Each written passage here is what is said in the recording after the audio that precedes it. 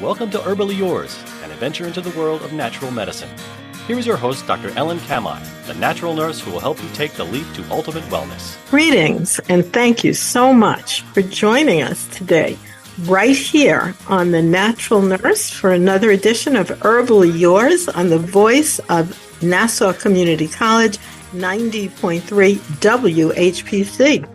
Listen live or anywhere where podcasts are broadcast, as well as on our archive, such as iHeartRadio, Odyssey, TuneIn app, smart speakers, nccradio.org. And we have to have a shout out to our own award-winning WHPC app.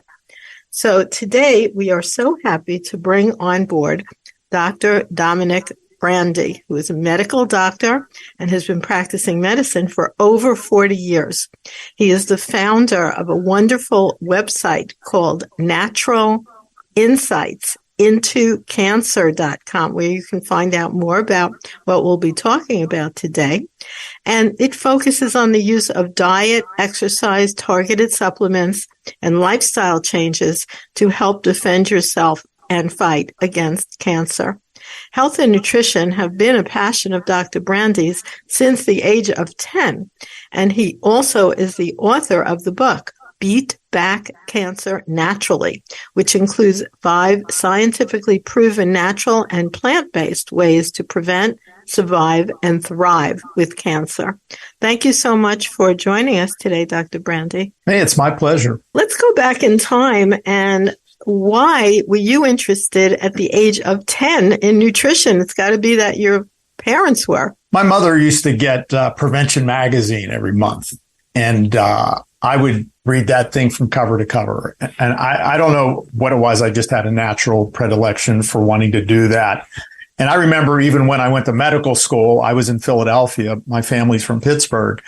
I would ask my mother to send me the Prevention magazine every month after she got done reading it. And she did that religiously. So I always had this interest. And even I remember in medical school, that was the first time I ever had to cook for myself. I always made sure I had a huge salad every evening. I mean, I just kind of had that sense in me from all the Prevention magazine. I took supplements. I do remember, burning a couple hot dogs in the stove, and I fell asleep, and the whole apartment got on smoke, and it set off the alarms, and all the firemen came up.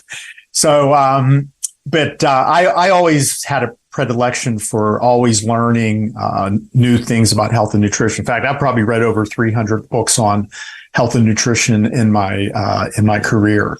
And you have a shout out in your book, Beat Back Cancer Naturally, to your whole list of people. All have been guests on our radio shows because our shows have been on since 1987, including Dr. Russell Blaylock, Nathan Pritikin, Dr. Caldwell Esselstyn. Wow, amazing. He's still around. Dr. Dean Ornish and Michael McDougall and Joel Furman and Dr. Neil Barnard, because I have worked with all of them as well, because I've been doing this a very, very long time, as you have been. And I would say my beginning was definitely linked to Prevention magazine as well. And then also did you ever go to the Rodale Farm? Never did that. That was really amazing because that's where they really were invested in organic agriculture and growing natural food. So definitely a wonderful start that you got. Now, how did you feel when you went to medical school? And although there's so much science, when we look at your book, which is excellent, Beat Back Cancer Naturally, everything you're going to talk to us about today is not just your opinion. Well, as far as medical school, I think most of you've interviewed some pretty prominent physicians, and they probably all told you the same thing, that when you go to medical school, I mean, you virtually get no nutritional training. It really is on the base, it's on the same level as a junior high school health class. If you don't take vitamin C, you get scurvy. If you don't take vitamin D, you get rickets. I mean, these basic things. How is that possible now? How? I'm getting like annoyed already because it's almost unbelievable. And really, there's so much time that they have to squeeze so much information in 4 years. And I think part of it, and I think it is changing, I think some of these younger professors are starting to teach more about nutrition, but everything was pharmacology, surgery. We learned about radiation. I mean, they put so much time into that you really don't teach anything about prevention. And the other thing you have to realize, I graduated from medical school in 1979, and the science wasn't nearly as developed. I mean, for instance, all we talk about now is the microbiome. That research really started to abound around 2005 when they came up with this new technology that could, research and discover, over 36,000 bacteria before we thought we had like 250 in our gut microbiome. That is true. I remember, but in natural medicine, we were talking about, we didn't use the word microbiome. That's a newer word,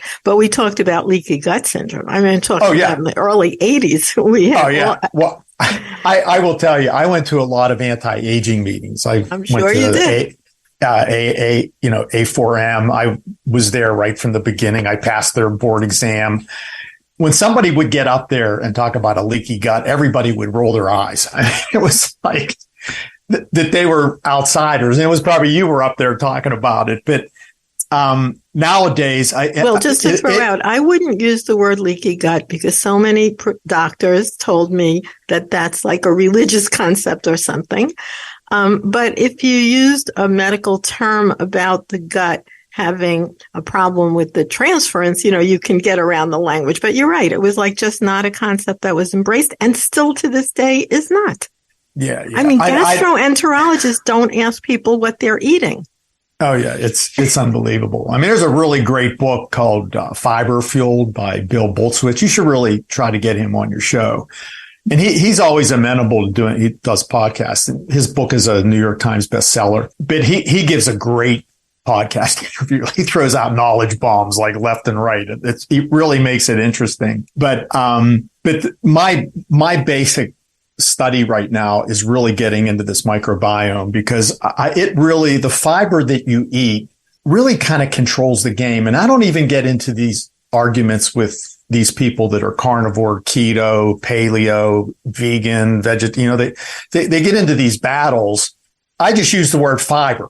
Okay, let's just talk about fiber and forget about all these. Let's talk about fiber, Dr. Brandy. Yeah, because like as soon as you start talking about that, the argument kind of is squelched immediately. Like the other day, I don't know if you've ever had Joe Marcola on your site. In fact, he and I worked together for several years. Yeah, but anyway, I don't know what kind of diet he eats, but I follow his website. And one morning, he put on there what he had for breakfast. And it was like a 12-ounce steak, and there were 6 eggs, and there were some other like ghee, which is very high in saturated fat. And I was kind of befuddled by that. And then a month later, he gave another post how he has to bloodlet every month to get rid of all the excess iron. I'm thinking, well, maybe you ought to cut the steak out every morning. But then I went down and I said, you know what? People hear that and they probably don't do a nutritional breakdown of what he's eating. So I did that. I actually did a post on my Instagram site, Cancer Veggie Doc. And that just the steak and the 6 eggs, that was 1,300 calories. It was 130 grams of animal protein. There was 40 grams of saturated fat, 1,590 milligrams of cholesterol, 1,680 milligrams of sodium, no fiber, no phytonutrients. And then I kind of did a comparison on what I typically eat every morning. I do a cup of steel cut oats. I put red raspberries, blueberries, blackberries, and blueberries in there. I put a little cinnamon. I actually mix in the chia pudding to get some chia in there. It's a vegan. Kite Hill makes it. I don't know if you've ever had it before, but they make a really good vegan yogurt. So my wife makes that with chia. So I mix a little chia in there, throw it. My wife always does a tablespoon of flax in the oatmeal. Then I put cinnamon. I throw it microwave, heat it up for about 2 minutes, and that's what I have in the breakfast. So then I compared that side by side. And I'm getting thousands of phytonutrients. With that meal, I actually got there were 40 grams of protein in there, which is a lot. And studies showed that once you get to 30 grams of protein, your body really doesn't process, like in a meal, it doesn't really process it much above that. It does, but it does it kind of in a plateau phase. So when people are eating 130 milligrams or 30 grams of protein, especially animal protein at one meal, I mean, most of that is not even being utilized by the body. I mean, it's just overload. It's going to overload the kidneys, put it into hyperfiltration and cause a lot of issues. But when I analyzed mine, I was getting 25 grams of fiber just with that one meal. So I'm already up to about my 30th just at breakfast. So it really was a really stark side by side. And I wanted people to see that because. Well, let's talk a little bit more about fiber because you have a lot of information and your book is great. So I have it in an electronic copy. So I was able to just go and search fiber. Since that's something you were discussing and you have so many references to it. But what about the fact that some people may think they're getting enough fiber if they have like a commercial Dunkin' Donuts bran muffin in the morning? Well, they're probably getting some fiber. Right. They're getting some fiber, but they're getting artificial flavors, artificial. No, yeah. I mean, everything else in it is going to cause a lot of damage. The average American eats about 15 grams of fiber per day. They should eat at least 30, in my view. I mean, studies say 25 to 35. I guess men 35, women about 28, somewhere around there. And one reason, as you discuss in your book, is that it can bring down cholesterol as well as being protective. So what kinds of fibers? You named some that are really good, like chia seeds, right? Well, the gut bacteria feed only on the soluble fiber. If you put soluble fiber in water, it just kind of like dissipates. If you eat insoluble fiber, it's still gritty. And that's really what helps you with your bowel movements. So the gut bacteria do not feed on the insoluble. They feed on the soluble fiber. So, some of the steel cut oats is loaded with soluble fiber. That's why I like to start with that. And I will tell you, since I started getting in a habit of doing that every morning, my bowel movements are just like, I hate to use this word, they're glorious. So, it really has changed that. So if people are having trouble with their bowel movements, if they jack up their soluble fiber. So, but there's a lot of different foods that have that. Like barley, has a lot of, soluble fiber, a lot of your legumes, like your navy beans, black beans. As far as the insoluble fiber, wheat products, lentils have a lot of insoluble fiber. Like that's why a lot of people, when they eat lentils, they have to go to the bathroom right away. Because it really, and if you're constipated, that's a great insoluble fiber. But what I tell my patients is that, listen, all foods have a little bit of each. The chia and the flaxseed have a ton of soluble fiber. So that's why we always do the teaspoon of flax and it's about a teaspoon of chia in our morning oatmeal because you're getting a lot of fiber. Those chia seeds are loaded with protein. And then you can put some hemp seeds in there mainly for their protein. They have all the essential amino acids in the hemp seeds. So you can mix those in there. It jacks up your omega-3 levels, which most Americans are sorely low in. So it's really an amazing breakfast. But I just tell them, go on the internet, look up foods that have high soluble fiber content and just kind of look at those, and then look at foods that have higher insoluble fiber intake. And then just try to, whatever you're trying to accomplish, mix and match them the way that you want. But I just think, honestly, I think diversity is the key. Ellen, I don't know if are you familiar with the American Gut Project? Yes, because we use them for looking up when they have new research, which they link to in terms of a lot of the microbiome latest research. Yeah, and I really think what they're doing is phenomenal work.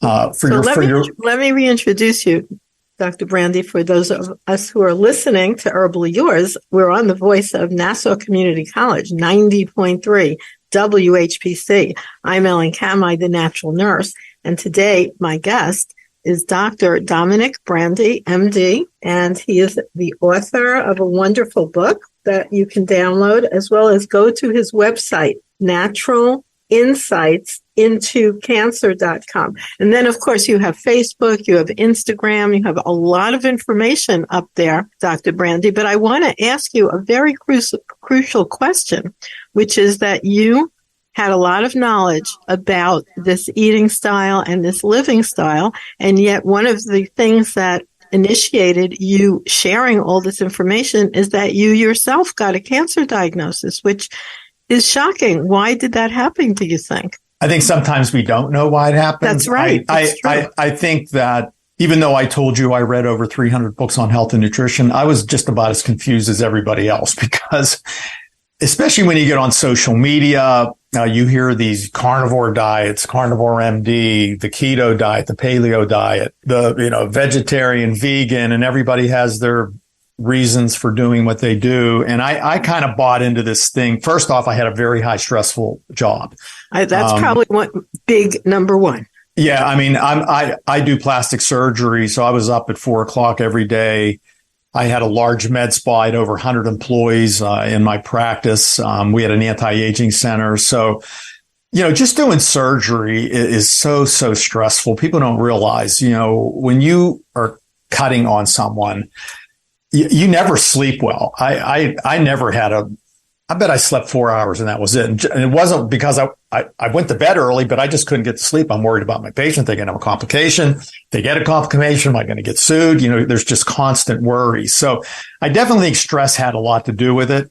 One other thing that I did, and I will tell you, I've never told anybody this on a podcast, so you're the first one, but I had an anti-aging center, and I actually recommended patients. Wait, let me guess. Is it possibly testosterone injections? No. Okay, because several of my colleagues did, who were physicians and as part of that anti-aging movement did that, and all of them got cancer too. So that's why I threw that out. Yeah, but mine was, I would put them on glutamine powder, because glutamine is the most powerful secretagogue for the secretion of IGF-1, growth hormone. So I used to do 4 grams of that every night, and it is a powerful secretagogue. So I always kept my growth hormone levels, I was in my, 60s, and I had them up around 268, which is kind of where a 30-year would be. So I do think that had some effect. But in my book, I talk about what actually gets you to the point of cancer. And it's really all the accumulation of DNA damage.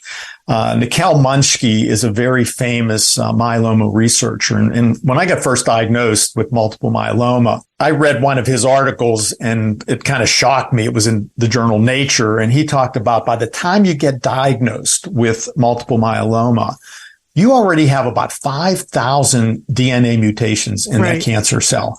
And by the time you relapse, you're up to about 12,000. And a lot of that 12,000 going from 7 to 12 are all the medications they're giving you. Like those medications cause a lot of, they create free radicals. They damage a lot of the cancer DNA, but they also damage a lot of the person's normal DNA. So that's why when I do cancer lifestyle coaching with patients, I really try to get them to go whole food plant-based as much as possible, because plant foods have 63 times the antioxidant power compared to animal products. And then I just kind of try to teach them, when you eat more animal products, you are getting a lot of saturated fat, cholesterol, and there are many studies that correlate high cholesterol levels with many kind of cancers, especially breast cancer, prostate, and colon. There was an article in the International Journal of Cancer, and they looked at it was like 1.2 million people, 79,000 cancers. And they found that was a very strict correlation. And also around that same time, the British Journal of Cancer, correlated alcohol intake, any kind of alcohol intake, with just about every type of cancer. When I'm counseling these patients, I really try to go through why it's not a good idea at this point to be eating any meat products. They have higher pesticide levels compared to non-vegans. Even when you cook meat, you create all these heterocyclic amines, not nitrosamines, advanced glycation end products. polyaromatic hydrocarbons, and those are all carcinogenic. And definitely when you eat processed meat, it's been classified as a class 1 carcinogen. So I go over all these things with them. And I've had patients say, why eat grass-fed cows? Well, I tell them they don't have hormones. I said, well, that cow has its own hormones. It has its own testosterone. It has its own estrogen, has its own growth hormone. And I explain with milk, cows grow 40 times faster than humans. So, Dr. Dominic, Brandy, so you have a wonderful explanation in there in beet back cancer. What are some of the ways that people can, if they're already diagnosed, work along with their physicians to also include natural therapies? Well, what I do in my practice, I do it all virtually. A lot of my patients have, right now I'm dealing with 4 patients that have stage 4 cancer. With metastasis, they're really the most difficult ones. The easiest ones are ones that have gotten into remission and they want to stay there. But even the patients that are in a stage 1, stage 2, I mean, there's so many things they can do to help themselves get into remission. So my book, I talk about a whole food plant-based diet, and I do think that is the best diet for someone that has cancer. Now, if you don't have it, if you want to eat kind of how they do in the blue zones where 95% of their diet are plant foods and then 5 to 10% are animal products. And if they eat animal products, it's about the size of a deck of cards and they do that maybe 1 to 4 times a week. I don't have a problem with that. But when I'm coaching cancer patients, I really like them to try to go totally whole food plant-based. And if they can, try to buy organic as much as they can. Then there's about 30 different herbal supplements that I recommend. I personally take all of them. I also recommend, there's 12 different freeze-dried powders that I put in my morning coffee that I think are extremely potent. For instance, a blueberry freeze-dried powder, 1 gram is like eating 50 grams of blueberries. So I have blueberry powder, blackberry powder, raspberry, strawberry, cranberry, goji berry, acai, grape. I put a lot of cacao in there. It gives it kind of a hot chocolate taste. And then I add a cup of soy milk, and I put some cinnamon, a little bit of clove, and then I always put a little smidgen of baking powder in my coffee to alkalinize it, because I'm big into alkalinizing my patients' pH, because cancer does not do well in an alkaline environment. But these freeze-dried powders are really super important. Then there's 5 different teas that I do after that. Usually when I'm getting ready in the morning, and I recommend these to my patients, I put a little bit of lemon juice, lime juice in there, and a stick of Ceylon cinnamon. So we look at it from food plant-based diet, then certain supplements that they have to eat. I strongly recommend they exercise every single day, because exercise is really almost like taking a chemo drug. One study that I always go over with my patients, it's with breast cancer. If a woman has breast cancer and she just walks briskly for 30 minutes a day, she reduces her chance of a relapse by 24%. If she runs 2/3 of a mile every day, she lowers it by 40%. And if she runs 2.3 miles per day, she lowers it by 95%. So like you said, even walking, because not everybody. Yeah, even walking, brisk walking. And I tell people, you know what? Even if you do 6 minutes, there's a study I have in my book. 6 minutes of exercise jacks up your natural killer cell activity by 50%. So it's dramatic. And the stress reduction. If there was a drug that can do all the things exercise could do, wow. In fact, I say in my book, I say this exact sentence. I said, if exercise were in a pill, everybody in the world would be taking it. And the other 2 precepts in my book are stress reduction and sleep. And I always tell my patients, you know what, if you're exercising every day, your stress is going to be down and you're going to sleep better. That's why exercise is probably one of the most important things. You know, if people are having trouble sleeping, there's a bunch of different supplements that I recommend that are natural. Things like glycine, magnesium, threonine, apigenin, chamomile. So I have like this little concoction, and then also melatonin, and there's some CBD oils that I think do help people get to sleep if they're having difficulty getting into sleep. And then as far as stress reduction, there's all different kind of things like mindfulness. I think learning breathing techniques are probably one of the most important things. When you're really in a high stress situation, you just have to know how to, breathe in, hold it and breathe out, like almost double the exhale, almost double what the inhale is. So it's such an easy thing. And in your book, you really outline beautifully how people can bring those kinds of things into their life. And I also love all the resources that you have and the index, so people can see that you as a physician have really thought this through and you deeply investigated it. And the name of that book again is Beat Back Cancer. So it's great to do all this in the first place and hopefully avoid getting it, but also for once people do have it, you have a real protocol for keeping it at bay. Yeah, I have over 500 scientific references in my book. So everything that I have in there, I have thoroughly researched. And then the last two things that I really didn't go over that much in my book was intermittent fasting. There was one of the first articles that was ever published on it. I actually have it in the book, but it was with breast cancer patients that fasted 13 hours or more or 13 hours or less that had it. And they wanted to see what the relapse rates were. Women that fasted more than 13 hours per day, every day, had a 36% lower relapse rate. So that's something that overnight, those overnight hours are counted. Right. Like what I personally do a 16-8 time restricted eating. Like I do mine. I usually eat my last thing at 8 o'clock. I usually have watermelon and pineapple because they're super alkaline. Well, I want to thank you for everything, all that information that you've given us today, which is absolutely, fascinating, and your book. So what's the best way for people to find you, Dr. Brandy? Well, if they go on my website, it's naturalinsightsintocancer.com. I have a lot of lab testing in there. If they want a virtual consult, they hit shop and then they hit virtual meeting. One thing I have that patients love is 24/7 access to me through email, text, and phone.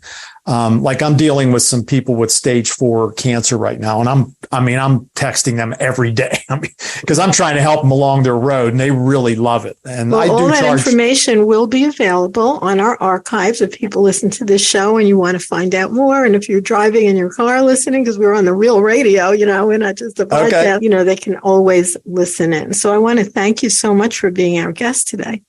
Hey, it was a lot of fun. I enjoyed it. Thank you, listeners, for tuning in to Herbally Yours, produced in the studios of 90.3 WHPC, Nassau Community College, Garden City, New York.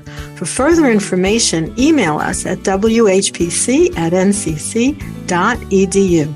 This is your host, Ellen Kamai at naturalnurse.com, inviting you to join us next week for another edition of Herbally Yours. Until then, stay healthy.